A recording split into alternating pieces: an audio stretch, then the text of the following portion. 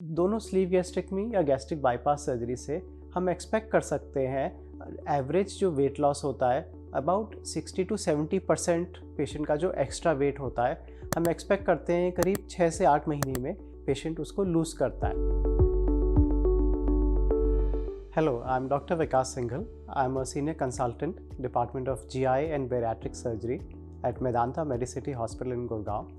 So I will talk about what is bariatric surgery, who is bariatric surgery for, what are the different types of bariatric surgery, and what we can expect from bariatric surgery, and what is the aftercare involved with the bariatric surgery.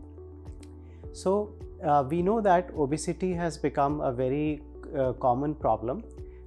Even in India, there are now more than 5 crore people who are suffering from obesity.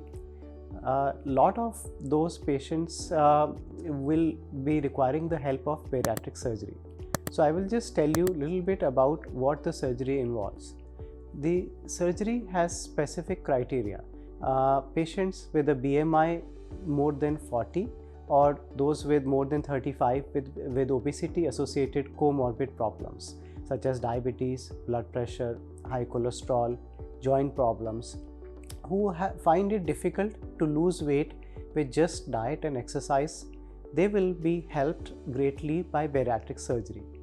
So it is very important to understand what the surgery involves.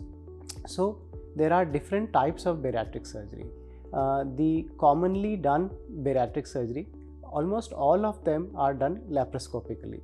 तो छोटे छोटे cut आते हैं, 3 या 4 छोटे incision आते हैं करीब आधे इंच के, और जो सबसे कॉमन बेरियाट्रिक सर्जरी है स्लीव गैस्ट्रेक्टमी जो लैप्रोस्कोपिकली हम करते हैं, उसमें स्टमक को छोटा करते हैं। जो स्टमक होता है आमाशय उसको स्टेपल करके उसका ऑलमोस्ट 70% जो पार्ट है वो रिमूव कर देते हैं। एक छोटे से इंसिजन से एक ट्यूब की तरह उसको साइड वाला जो पार्ट है वो हम रिमूव कर देते हैं।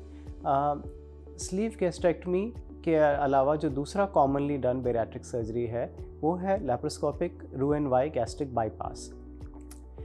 इसमें 2 तरीके से सर्जरी काम करती है। एक तो हम स्टमक को भी छोटा करते हैं, एक गैस्ट्रिक पाउच, एक छोटा पाउच बनाते हैं। दूसरा खाने का रास्ता थोड़ा चेंज करते हैं।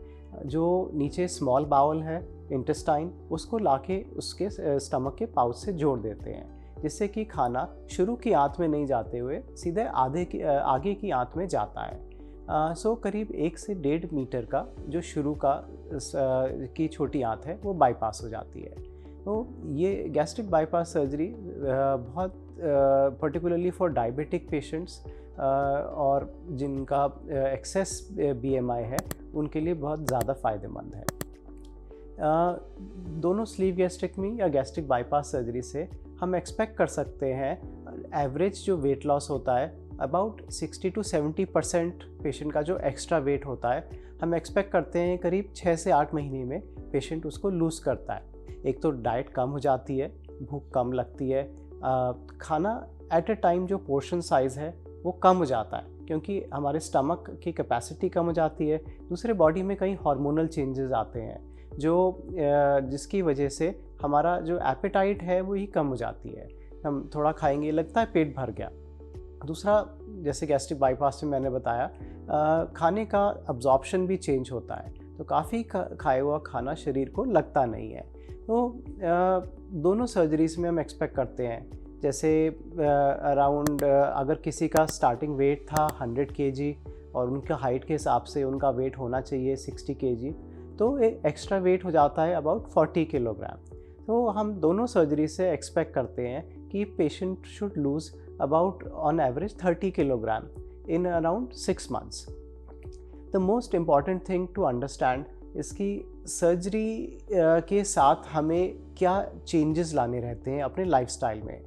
सर्जरी से हमें हेल्प लेनी रहती है। सर्जरी के साथ में जो डाइट तो चेंज हो जाती है, पोर्शन साइज़ कम हो जाता है, लेकिन थोड़ा सा हमें साथ में अगर हम एक एफ़र्ट करते हैं अपना एक्सरसाइज पे प्रॉपर डाइट फॉलो करने में, तो सर्जरी का रिज़ल्ट उतना ही अच्छा आता है और सर्जरी एक लॉन्ग लास्टिंग प्रोसेस बन जाता है। बेरियाट्रिक सर्जरी आज की डेट में बहुत सेफ़ है, स्टैंडर्डाइज की जा चुकी है।